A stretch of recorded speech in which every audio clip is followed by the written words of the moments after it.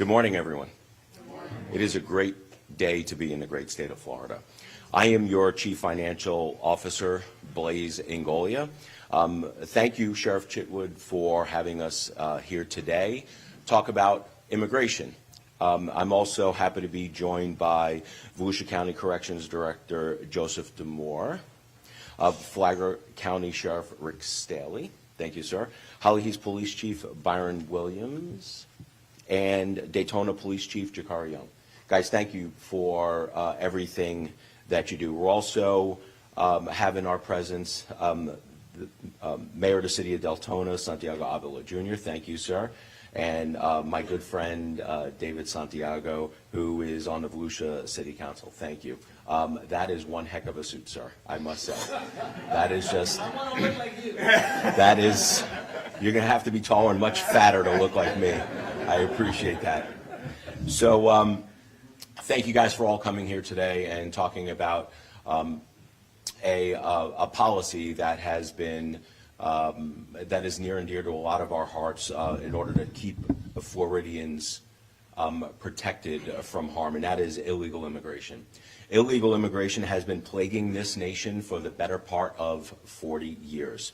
Before President Trump made it a central platform of his campaign in 2016, both Democrats and Republican administrators, both of them, wanted absolutely no part in fixing the system. In fact, any time that there was a policy proposal to try to fix it, it never actually got done.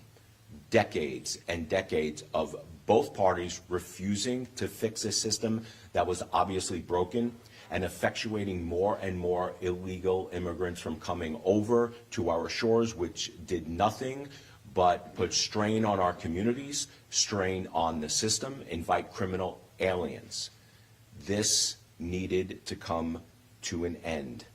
And over the years, neglect and dereliction turned into welcoming and subsidizing. Government at all levels, federal, state, and local, created magnets, thereby incentivizing more and more illegal immigration. This all came to a head with the Biden administration's de facto open borders policies coupled with ridiculous taxpayer-funded government programs that not only incentivized illegal immigrants to evade border control, but also made them comfortable in doing so. In many states, illegal immigrants can receive free health care, free education, free legal advice, food stamps, driver's licenses, auto insurance, and even law degrees. You have to ask yourself the question, why would an illegal immigrant want to wait, or an immigrant want to wait 10 years and spend $50,000 to come here legally when they can give $10,000 to the drug cartels, come here illegally, and get all of the benefits of a legal citizen? While Biden and his cronies allowed illegal immigration to wreak havoc on our country, Florida understood that any incentive for illegal immigration had to be removed, and we had to be bold, absolutely bold, and lead the charge, leading this nation against these open border policies. And that's why we in the state of Florida chose to lead, and chose to lead aggressively. We enhanced criminal penalties for human smuggling and added human smuggling to the list of crimes allowed for prosecution under Florida's RICO Act. We made it a state crime to enter Florida illegally. We stopped the issuance of driver's licenses and community IDs given to illegal immigrants. We implemented mandatory DNA testing for illegals who commit crimes. We mandated hospitals start tracking how much money we were spending on delivering health care to illegal immigrants in our communities. We stopped in-state tuition for higher education for illegal immigrants. We mandated businesses use E-Verify. We mandated, along with our law enforcement partners, that allowed the assisting of federal law enforcement with our 287G program, partially why we're here today. And we also banned sanctuary cities. Now, many leftist politicians are protecting these criminal aliens by voting for sanctuary policies and creating sanctuary jurisdictions. Now, the easiest way to get rid of these sanctuary policies is to maybe charge the politicians as an accessory to the crime when an illegal immigrant commits sanctuary crimes in their sanctuary jurisdictions that they actually voted for. That would stop it real quick. I am personally tired of hearing the stories of angel moms that have lost a child because of ridiculous pro-illegal immigration policies and pro-illegal immigration rulings by activist judges. Personally, I think that if a pro-amnesty judge lets an illegal immigrant go free, and then we later find out that that illegal immigrant committed a heinous crime, such as a rape, a child rape, or murder, then that judge should be removed from the bench, and she or he should lose their pension because of it. Families have suffered enough from the dangerous consequences of illegal immigration, so we decided to create a blueprint for other states to follow to ensure safety and security of our citizens. That's why I proposed legislation again this year to keep our foot on the gas and further disincentivize illegal immigration. I am proud to say that my proposed legislation has been filed and it is working its way currently through the legislature. This legislation will prohibit all commercial driver's licenses, pre-license, instructing, testing, and licensing procedures to be given in any other language but English. English only. If you're going to be driving on our roads, you need to be able to read the signs. It will remove illegal aliens as covered employees in the workers' compensation statute. Unbelievably, it's there in the plain text that illegal immigrants, regardless of immigration status, can receive workers' comp benefits. I think that is an incentive for businesses to hire illegal immigrants, and we are here to get rid of those incentives. It will force any company that actually hires illegal aliens to pay out of pocket for any injuries. So if you are a business and you have an illegal immigrant that you are employing illegally, and that person, illegal immigrant, gets hurt on the job, why should the workers' comp system actually pay for you breaking the law and having an advantage over other companies? It doesn't make any sense. So our proposal says that if you're a business and you hire an illegal immigrant and they get hurt, the system doesn't pay, you pay. You have to be on the hook for the health care for that illegal immigrant. We'll get them all back up healthy, and then we're going to send them back home because they weren't supposed to be here in the first place. It requires companies to use E-Verify, in order to submit a workers' compensation claim. We do not want to pay workers' compensation to illegal immigrants, especially if you're hiring them. So before we pay out a claim, we should run it through the system to make sure that they were eligible to be here in the country working legally in the first place. And the use of illegal IDs from sanctuary states to open bank accounts and cashier's checks. This is how they get money back to the drug cartels that brought them over, human smuggling them over, especially the southern border, in the first place. They will make money, then they will have their fake ID, they will walk into a bank and get a cashier's check or a money order, and then send it back to the drug cartels who, as payback for bringing them over illegally in the first place. We need to hit them where it hurts financially, and stop the flow of money back to the drug cartels. It will ban illegal aliens from benefiting from down payment assistance programs and prevents illegal aliens from receiving silent second home mortgages. Now, this is not done in the state of Florida, not yet. We want to put it in law to make sure that it never happens here in the state of Florida. Why? Because California does that. California and other states that have sanctuary jurisdictions actually offer incentives for illegal immigrants to purchase homes. We think that's wrong. So are we worried about this happening in the state of Florida right now? No. Could it happen in the future? Who knows what leadership would be like in the future? But if it's in law, they wouldn't be able to, and that's why it's important to put it in statute now. It will require car insurance companies that insure illegal aliens using outdated driver's licenses to fully accept the financial burden of a car accident involving an illegal immigrant. Illegal immigrants actually get car insurance, auto insurance, as unbelievable as that sounds. There are other states, such as California, that proudly give driver's license to illegal immigrants. We think that that's wrong. But unbeknownst to us, there are actually insurance companies that will go out and market to the illegal immigrants, giving them auto insurance. Now, if you're a driver in California and you actually make it over to the state of Florida with your illegal driver's license, we don't recognize that anyway. But if you happen to do that and you get into an auto accident here in the state of Florida, even though we are a no-fault state, we think it is good policy that the illegal immigrant is automatically at fault, and their insurance company should pay, because the illegal immigrant should not have been on the road in the first place. And today, we're going to break a little bit of news here. We are announcing an additional piece of legislation that we are hoping will be amended onto that bill.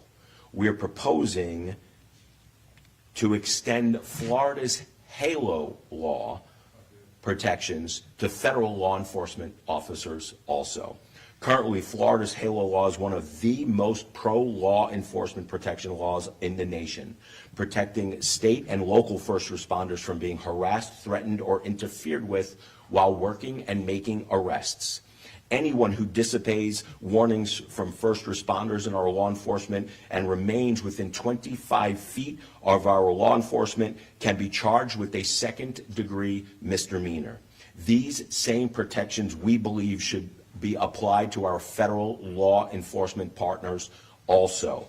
So if you have ICE or Homeland Security conducting raids trying to get rid of criminal illegal aliens from your community, in the state of Florida, you will not be able to approach and film. You will not be able to approach and harass. We will put you in jail the same way you would harass these guys behind us. Florida is not Minnesota, and there's a reason why we do not have protesters and agitators blocking our streets and destroying our downtowns. When we say we support law enforcement partners, we mean all of our law enforcement partners, including federal law enforcement. We have spoken with our immigration bill sponsors about this amendment, and we hope to have it filed before our next committee stop. Last year, the governor also signed $250 million in the budget for reimbursements from the state of Florida awarded through the State Board of Immigration Enforcement, which I am proud to be a member of. And this is for reimbursements to all law enforcement agencies for all 287G related activities.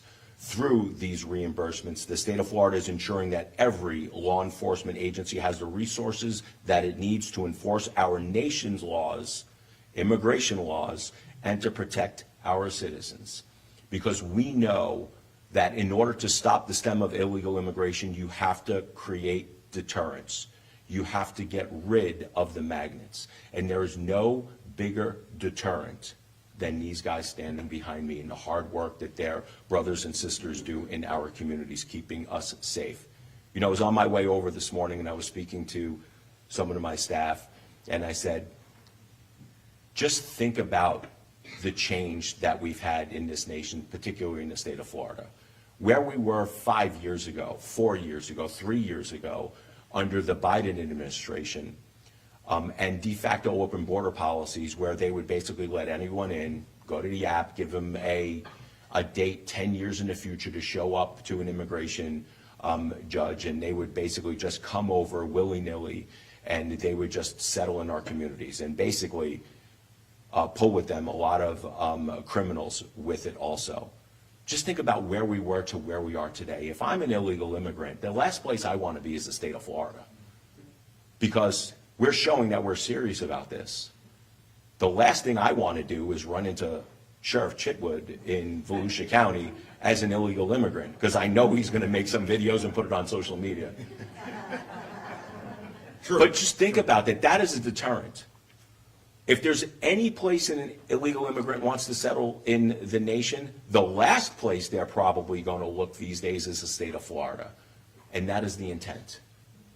The intent is to keep our communities safe. So today we are here to give out 287G reimbursement checks, because these guys are doing the hard work We ask them to partner with federal law enforcement. We ask them to keep our community safe, and these guys are incurring costs, and we are here to give them the checks and reimburse them for all the hard work and the training that we are doing, that they are doing.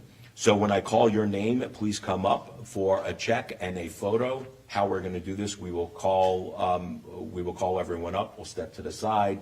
We'll hold the check. We'll take some pictures, and then we'll go and take one big group photo, and then we'll call them up to make some comments. So the first, Volusia County Sheriff's Office, Sheriff Chitwood, for an amount of $334,262. If it was $334, he wouldn't have shown up. I'm telling you. Right, exactly. He wouldn't show up.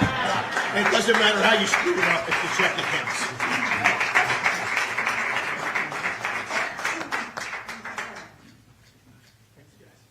Thank you, sir. Next up, Volusia County Corrections Department, $505,789. Come on this side.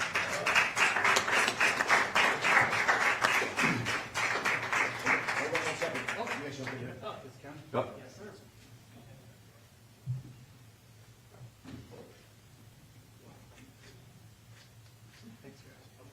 Oh, one more.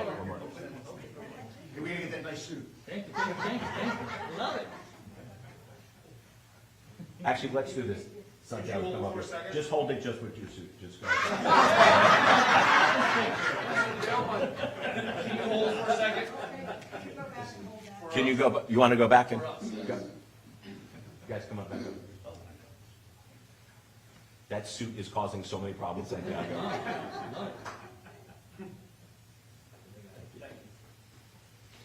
Next up, Flagler County Sheriff's Office, Sheriff Staly, for an award of $725,874.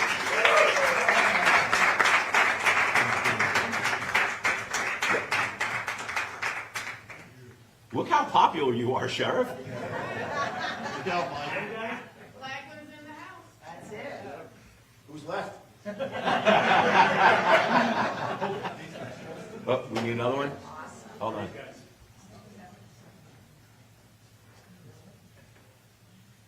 Santiago, you want to come up again?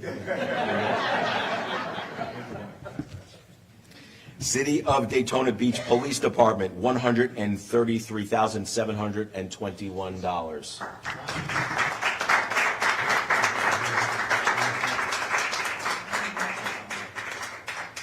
Yes, we have the same barber. All right, I guess we got in the back now.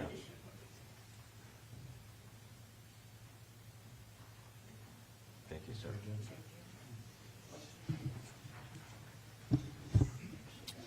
Daytona Beach Shores Department of Public Safety, $53,750.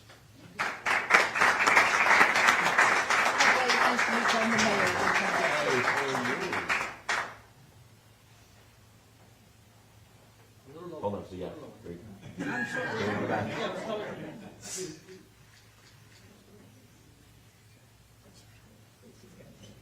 Not only is David a snappy dresser, he's also good at arranging these photos. Thank you for coming to our area. And Holly Hill Police Department, $32,468. Chief.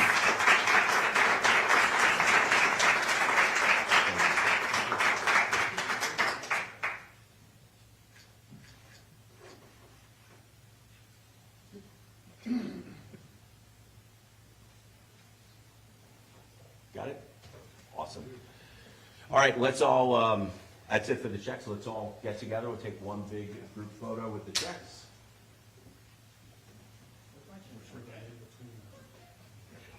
Do that? Yeah, there you go. We got everyone. I want to check too.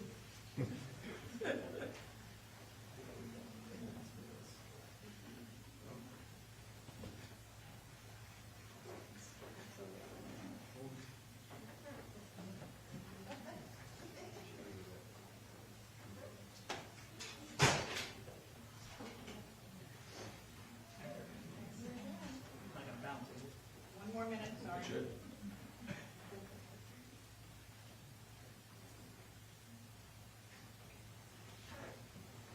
All right, we got you guys in the back.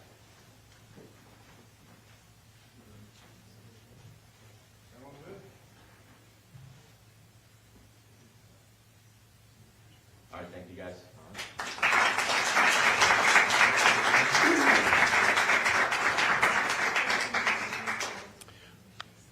On behalf of of myself, my office, the Florida's cabinet, I think I can speak on behalf of our governor, Governor Ron DeSantis, and thank you on the behalf of all Floridians in this state.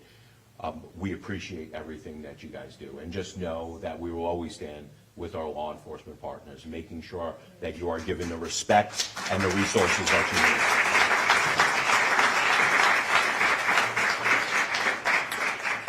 Next up, let's give the microphone to Volusia County Sheriff Mike Chitwood. Sheriff. Thank you, sir. I want to thank the CFO throughout his entire career, his unwavering support for law enforcement and keeping this state one of the safest in America. And I would appreciate, as we go forward, our relationship and what you're doing for us. That's why we're proud to endorse you, by the way. Just a real quick update of what we've done with the money. So of the $334,000 that we have received, $221,000 of that, $100,000 of that have gone to purchase rapid identification fingerprint machines that are tied into ICE's database. So when you come across somebody, they don't have proper ID, you're able to fingerprint them and on the spot get a determination of whether or not that person is here legally and then go forward, or illegally and go forward with the investigation. The rest of the funds have been used to compensate deputies for their training and for when they take part in a ICE operation. So an example of the ICE operation would be since May of 2025, we've participated in 3 ICE operations, including 4 days at Rockville, because if you remember, a couple years ago in Rockville, we had about probably 50 members of the transnational South American organized crime gang, I can't believe I got that right, who infiltrated the Speedway, and we had over 250 victims where they worked the mosh pit and were stealing cell phones and credit cards and then stepping off them out of the mosh pit and charging hundreds of thousands of dollars for technology that was headed back to South America. So just during the ICE operations, we made 94 stops, 75 citations, 21 subjects were turned over to ICE, 27 criminal arrests had been made. Recently, ICE has just given us some warrants that we in law enforcement have never had those before. They've given us warrants. There's approximately 1.4 million warrants for removal in this country. 1.4 million. They've gone through due process. The judges said, you got to get out of the country. I'll give you 30 days to get out. And they've turned around and said, come get me. So they've given us 33 warrants. We've made 3 arrests on those warrants so far, and they've been turned over to ICE. The problem is some of those warrants date back to 1995. And I'll close with this. I've been doing this for 38 years. Never has law enforcement in my career never cooperated with ICE. We always have. We've always made notifications. Hey, we have this person. We think their immigration is suspect. Here's what they're charged with. And for the most part, the federal government will respond. The 4 years under the Biden administration, they never answered the phone. Never answered the phone. Now, it's different. When you pick up the phone, you get resources immediately to help you do your job, to do what you need. Why should you commit crime over and over and over again and go through all 50 states and nobody takes any action except for local law enforcement? So thank you again. Thank you. Appreciate it. Appreciate you.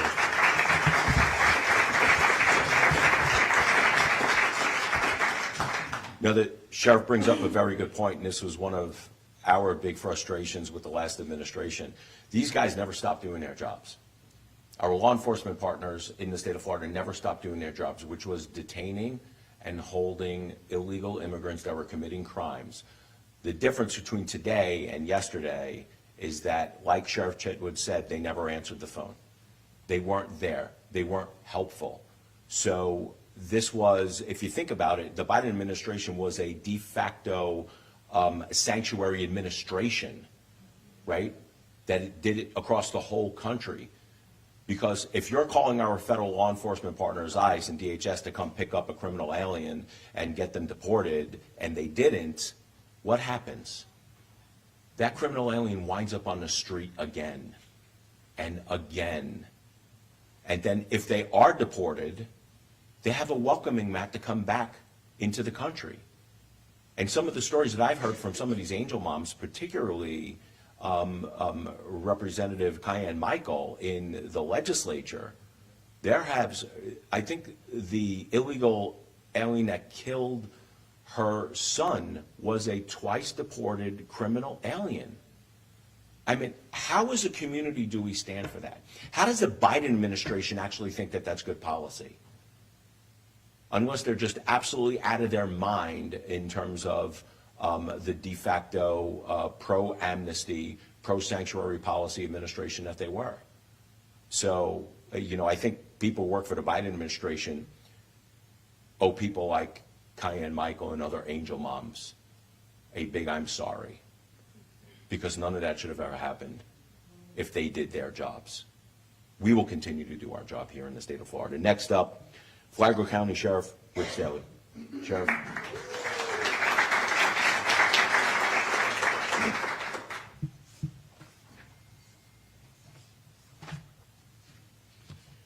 So first, I want to thank the State Board of Immigration Enforcement, the legislature, Governor DeSantis, and the cabinet, but especially our CFO Blaise Ingoglia, for supporting our team and awarding this grant to make Flagler County safer. So let me tell you what that grant does for us. Is it helps us train our deputies to support ICE, purchase technology that not only supports this partnership, but also supports the safety of our community and the safety of our deputies. Just like Sheriff Chitwood, it also allows us to pay them a stipend, both in the jail that are warrant service officers and DIOs, 287G, for my law enforcement side. In addition to that, like Sheriff Chitwood, we bought rapid ID technology for our deputies because, believe it or not, people lie to deputy sheriffs. They will give you a false name, and this is leveling the playing field to do that. In addition, our deputies already had body camera, but we could not afford the new Axon Assistant that allows for instant translation in over 50 languages. So we use the money so that now if you're in our jail, you can communicate with non-English speaking. If you're in the field, you can communicate with non-English speaking on a traffic stop, whatever the case may be, a crime victim. So it allows us to eliminate those language barriers. It allows for us to de-escalate situations when you can't communicate. Things can get escalated. This allows us to de-escalate it when you can communicate. Well, let me just tell you a few cases on why it's so important to keep Florida safe and free. So just in Flagler County, this is only a small few examples. An illegal Cuban national was just sentenced to 6 years in prison last month after we had arrested him for sexually assaulting a minor in 2025. When he's done serving his sentence, he'll go back to Cuba or wherever ICE wants to send him, but it'll be the hell out of America. Last month, we arrested another Cuban national for felony theft of nearly $4,000 in meat from a Publix grocery store.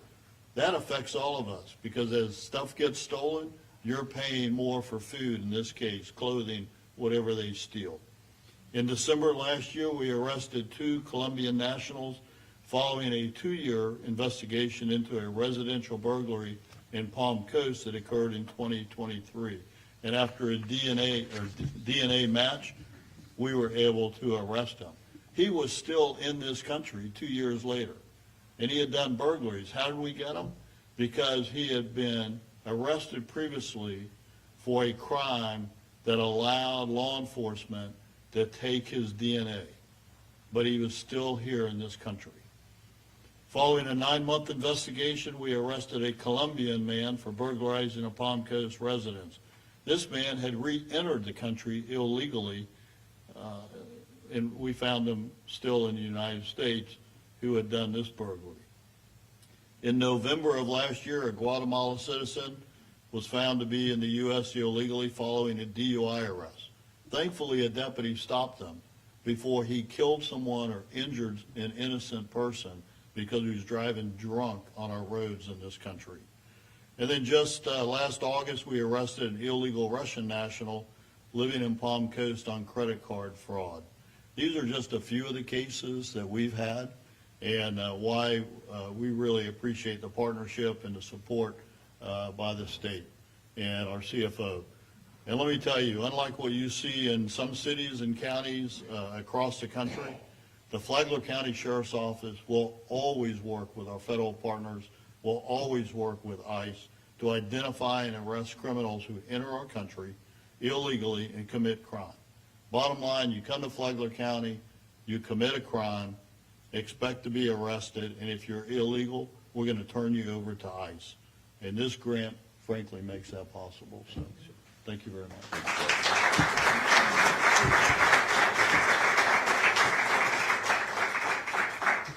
Next up, Daytona Beach Police Chief Jakari Young. Chief.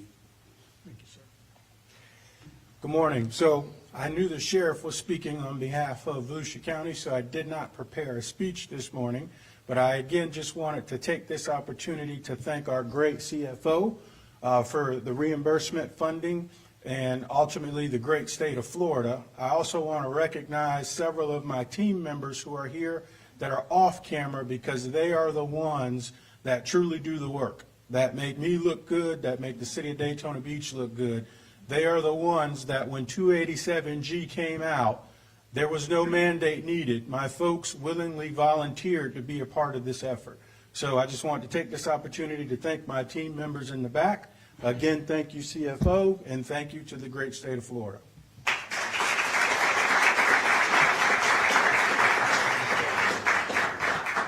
Again, thank you for everything that you do, and for the other law enforcement brothers, sisters in the room, thank you on behalf of the state of Florida. More than willing to answer some questions from the press if you guys have any questions. Any, Yes, how many, which outlet are you at? yes, of the Daytona Beach News Journal. Sure. Do you have an estimate on how many people have been deported or detained in Volusia and Flagler counties since 2025? That I don't know. I don't know if they, do you guys have any record of information on how many been detained? We couldn't give you the answer on deported. We can get it. I'm sure they can Give you get the it. answer on deported. We can tell you. Right, actually, that's a good point, detained, because we don't know who has been deported yet. How many of these people are,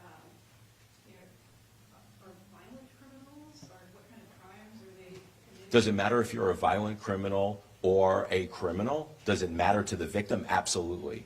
But for the purposes of what we're doing, it doesn't matter if you are an illegal alien and you are in the United States and you are breaking the law and you're in the state of Florida, expect to go to jail and expect to be deported. How are local law enforcement working with ICE? Is it just for, if you pull somebody over and they committed a crime and they're not undocumented, then you bring them in? First of all, they're not undocumented, they are illegal. Let's get that straight. Undocumented is a nice way of saying that they're breaking our laws. How are local law enforcement working? It's a process question. You guys want to answer a process I question? don't answer questions from the news journal, you can see why. Okay, all right. So with that, next question. Yes, sir. Participating in raids? Are you? Who's the next question? Yes. From Spectrum News here, just a quick point of clarification, you talked about hail law. Yes. Is that going to be something you're going to look at the legislative session, or you mentioned a committee meeting, just looking for more information? Yeah, so we have a bill that's filed. One of my priorities to further crack down on illegal immigration in the state of Florida. So we filed a bill, Representative Schock in the House, Senator Martin in the Senate. That is actually moving through the committee process. So after what happened in Minnesota and Minneapolis in particular, and seeing how you had activists basically in the face of ICE agents trying to rid the country of criminal aliens, we said that we have to do something here in the state of Florida to make sure that we show our federal partners that we are going to protect them as well. So the HALO Act currently right now only protects by the letter of the law any law enforcement that is connected with the political subdivision here in the state of Florida. It does not capture federal. So our plan is to amend our bill at the next stop and make sure that if they are conducting raids or investigations in connection to an illegal immigrant, that they have the same protections as our local law enforcement has. Are you doing anything to make sure that people are being treated humanely once they're detained? Okay. Sheriff, now I understand why. Of course, don't make it up, no matter what you answer, I'll say you said something, so. You want to talk about humane? Let's talk about the drug cartels that are human smuggling and making billions of dollars smuggling the people over from Mexico into the United States. You want to talk about humane and what's humane and what is not humane? I would say humane is making sure that they have a process in place where we treat them with respect and send them back. What is not humane is what the drug cartels are doing when you have young children being raped on the way over to this country and then in this country by criminal aliens. If you want to talk about humane, this is the United States of America. If you want to come here, come legally. Do not enrich the drug cartels while you're doing it.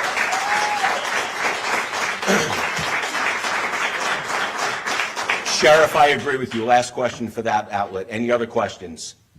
Any other questions? Can I Hey, ask an unrelated question? sure. Daytona Beach is just weeks away from a state audit giving a message to the city, Who is doing that state audit? this Auditor General's office.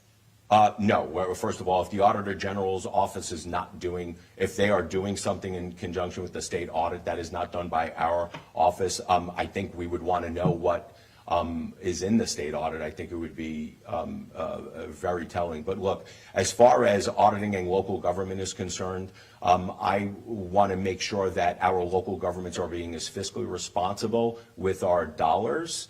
I'm sure you saw that we just announced arrests where people were using state dollars, trying to enrich themselves. Now, do I think anything is done nefariously with some of these locals? I don't know, but I will tell you this. I don't care if it's state government. I don't care if it's local government. If you're going to steal taxpayer dollars, your ass is going to jail in the state of Florida.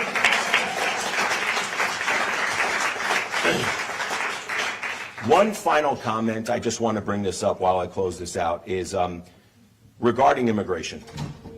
Regarding immigration, you know, I know that there is a lot of talk about amnesty these days. In fact, I think there are some proposals floating around the federal government granting amnesty to a lot of the illegal immigrants that have come over, especially during the Biden administration. Bad idea. I am 1,000% against that. And here's the reason why. Is that we've been tricked before. We've been down this road before with giving illegal immigrants amnesty in this country. And that was 1986, Ronald Reagan, ICRA, the I forgot what ICRA stands for, Immigration Custom Reinforcement Act or something, Reform Act, something like that. But I am absolutely against giving amnesty to people who have come over, broken our laws, come over here illegally. Because what did we learn the last time we gave amnesty?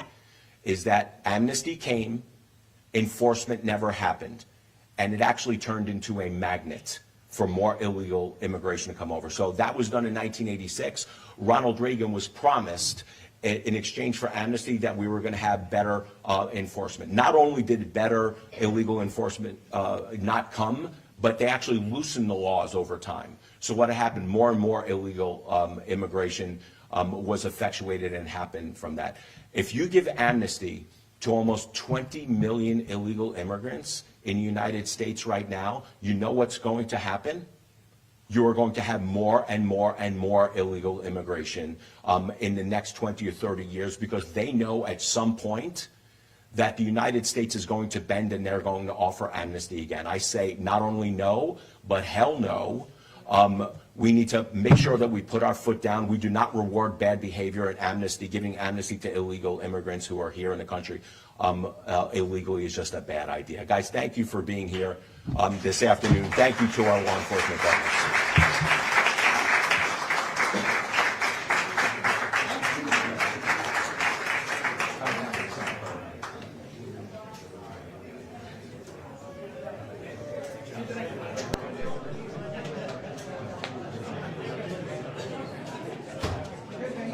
Sheriff Chitwood, Wolford, from the Flagler.